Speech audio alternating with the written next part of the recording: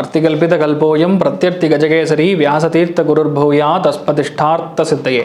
அனைத்து நேயர்களுக்கும் இனிய ஆங்கில புத்தாண்டு நல்வாழ்த்துக்கள். அனைத்து நேயர்களுக்கும் ஜோதிஷ கஜகேசரி டாக்டர் ஆச்சாரியா ஹரீஷ் ராமனின் அன்பான வணக்கங்கள். நான் சொல்லக்கூடிய பலன்கள் எல்லாமே கோச்சாரத்தின் அடிப்படையில் இருக்கக்கூடிய கிரகநிலைகளை வைத்து கணித்து சொல்லக்கூடிய பலன்கள் தான். அது உங்கள் சுய ஜாதகங்களில் நீங்கள் செக் பண்ணிக்கணும் அப்படின்னா உங்களுடைய தசா புத்தி அந்தர சூக்ஷமங்கள் பிராணத்தை வரைக்கும் செக் பண்ணிட்டு தான் உங்களுக்கு எக்ஸாக்டான பலன்களை சொல்ல முடியும். அதற்கு உங்களுடைய பெயர், பிறந்த தேதி, பிறந்த நேரம், பிறந்த இடம் 4 டீட்டெயில்ஸுமே கீழே தெரியக்கூடிய இந்த வாட்ஸ்அப் நம்பருக்கு நீங்கள் அனுப்பிச்சி விட்டீங்க அப்படின்னா தகுந்த கட்டணத்தை செலுத்திவிட்டு முன் அனுமதி பெற்று எங்கிட்ட நீங்கள் பேசலாம். ஜனவரி 2023 ஜனவரி 1ஆம் தேதி முதல் 31ஆம் தேதி வரை உள்ள ஆங்கில மாத பலன்களை இப்போ நம்ம பார்க்க போகிறோம். மிக முக்கியமான ஒரு விஷயம் என்னென்னா 2ஆம் தேதி வைகுண்ட ஏகாதசி பெருமாள் வழிபாடு. ஸ்வர்க்கவாசலில் பெருமாளை வணங்கும் பொழுது ஏகப்பட்ட பாவங்கள்லாம் நிவர்த்தி ஆகும்னு சொல்லலாம். ஏகாதசி உபவாசம் பண்ணலாம், நிறையா பேருக்கு தான தர்மங்கள் பண்ணலாம். 6ஆம் தேதி ஜனவரி ஆருத்ரா தரிசனம், சிவபெருமானுக்கான அர்ச்சனைகள். மல்லிப்பூவில் சிவபெருமானுக்கு வழிபாடு பண்ணும் பொழுது, அர்ச்சனைகள் பண்ணும் பொழுது எதிரி தொல்லை, வீடு நடக்கலைன்னா கண்டிப்பாக வீடு பிராப்தமாகக்கூடிய பிராப்தத்தை கொடுப்பார். வேலையில் ஸ்டெபிலிட்டி கொடுப்பார், தொழிலில் நல்ல ஒரு அந்தஸ்தை கொடுப்பார் சிவபெருமான்.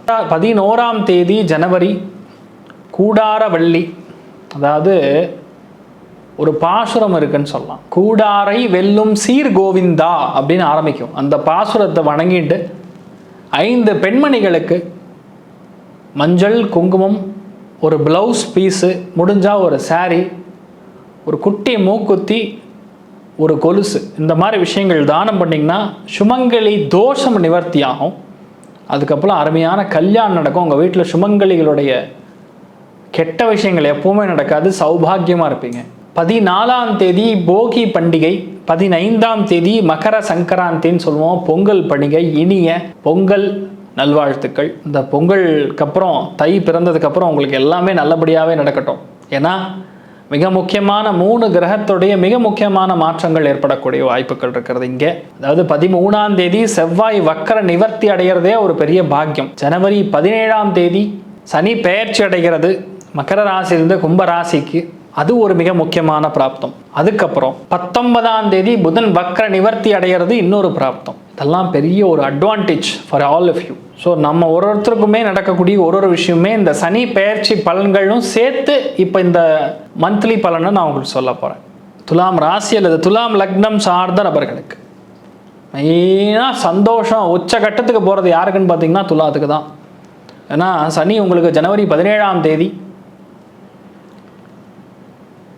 மகர ராசியிலிருந்து கும்பராசிக்கு பயிற்சி அடைய போகிறார்னு சொல்லலாம்.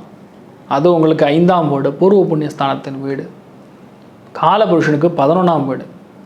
எண்ணிய காரியங்கள் எல்லாமே நிறைவேறும். இது நடக்காது அப்படின்னு சொல்றதுக்கு ஒன்றுமே இல்லை. மன சந்தோஷம், மன திருப்தி, இல்லற வாழ்க்கையில் சுகம், காதல் கைகூடுவது, குழந்தை பிராப்தம் ஏற்படுவது, அருமையான வீடு வாங்கி கிரகப்பிரவேசம் பண்ணுவது, என்ன ஆசை இருந்தாலும் அது நிறைவேறும். அருமையான கோவில் கட்டணும்னு நினைக்கிறீங்களா? நடக்கும். நல்ல பொன் குழந்தை பிறக்கணும்னு நினைக்கிறீங்களா? நடக்கும். நல்ல ஆண் குழந்தை பிறக்கணும்னு நினைக்கிறீங்களா? நடக்கும். பூர்வீக சொத்து உங்கள் பேரில் வரணும்னு நினைக்கிறீங்களா? நடக்கும். இந்த மாதிரி அபாரமான நல்ல விஷயங்கள் நடக்கும் ஜனவரி 17க்கு அப்புறம். அதோடைய வேலைகள்லாம் ஆல்ரெடி ஆரம்பிச்சிடும். You are in a making அப்படின்னு சொல்லலாம். அதுக்கு முன்னாடி தனுசு ராசியில் சூரியன் புதன் வக்கரம் அடைந்திருக்கு. உங்களுக்கு பேசிக்கலாக நல்ல விஷயத்தை கவனிக்கணும்.